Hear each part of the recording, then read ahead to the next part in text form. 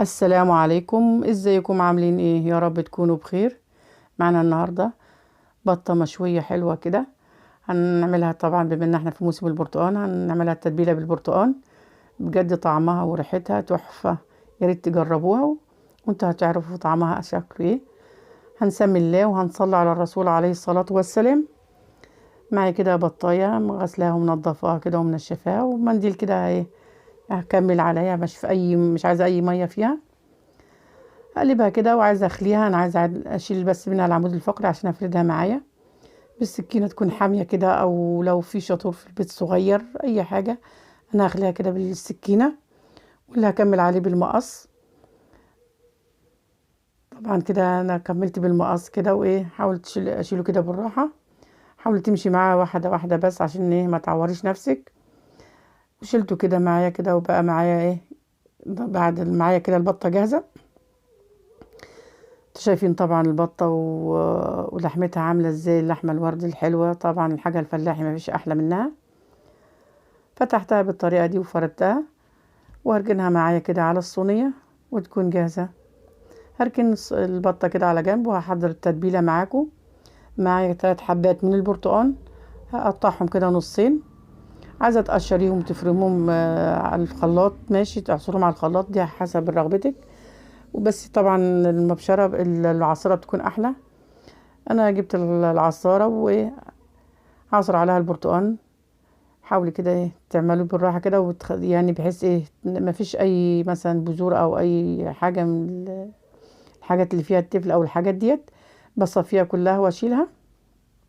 هخلص كل الكمية. ومعايا كده طبق هنزل بعصير البرتقال. ومعايا التوابل،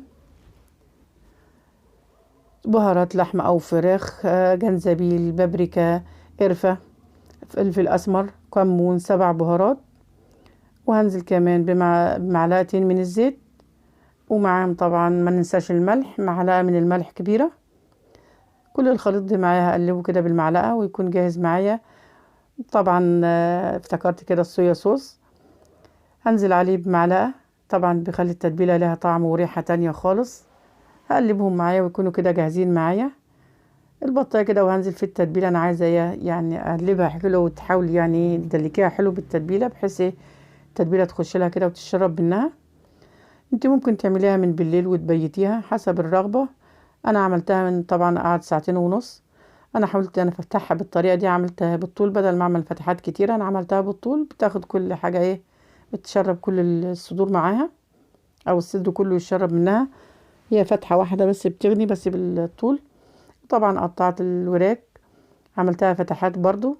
واقلب كده التتبيلة فيها كده وايه واخلصها كده واركنها على جنب لحد ما اجهز معايا برضو التتبيله الخضار اللي انا هعمله واجهزه معايا. طبعا كده هي هركنها معايا على جنب وارتكنت معايا. في الوقت ده انا حضرت معايا حبايتين من البطاطس وحبايتين من الكوسه وبصلتين وحبايتين طماطم وجزرايه. قشرتهم وغسلتهم وقطعتهم وجهزتهم معايا. معايا صينيه هنزل كل الخضار اللي معايا ده في الصينيه. بعد كده هنزل معاهم بتاع معلقتين من التتبيله. انا مش هضيف عليهم ملح ولا اي حاجه، هو بس التتبيله بس لانها طبعا التتبيله فيها ملح. وبمعلقتين من الزيت. واقلبهم كده واركنهم معايا لحد ايه ما اسخن الفرن او اولعه يسخن الفرن من فوق ومن تحت ويكون جاهز معايا. هنزل بعد ما قلبت الخضار بالتتبيله اللي فيهم كده معايا جاهزين. هحط اكون مجهزه البطه واحطها ايه فوق الخضار. في الوقت ده طبعا انت عايزه تغلفي الصينيه بالورق الالومنيا، ده حسب رغبتك. بس طبعا هتولعي الفرن من فوق وتحت. ودي برضه لو فرنك هيتظبط انت عارفه درجه الحراره بتاعته. انا طبعا عشان الفرن بتاعي عادي انا ولعته وسخنته وجهزته. وبعد كده ايه بتكون الحراره معايا وهطفي عليه الشوايه وهدخل الصينيه الفرن لمده ساعتين. اشتغل خدت الصينيه في الفرن. بعد كده ولعت الشوايه من فوق ومن تحت ولعتها وقلبت البطة على الجهتين، اتحمرت من الجهتين. بقت معايا كده جاهزة ومستوية. شايفين طبعا كل حاجة عاملة ازاي. انا مش عارفة اشيلها بس من السخونية ولانها دايبة معايا. فمعلش طبعا مش مظبوطة لان لازم تكون ايه يعني عشان هي مستوية وماسكة يعني مهرية خالص، مش هتقدر تتحكمي فيها. طبعا انتوا شايفين كل حاجة ازاي، بس انا طبعا بحب اقدم الحاجة يعني زي ما هي كده بالشكل الحلو بتاعها كده. هقدمها بالطريقة دي وبطبق الخضار اللي معاها. عايزين تقدموا فراخ منه رز حسب رغبتكم، عايزين تاكلوها عيش حسب برضو الرغبة، بس بجد هي بالعيش والخضار طعمها ما فيش احلى من كده. ولو عجبكم الفيديو ما تنسوش اللايك والشير.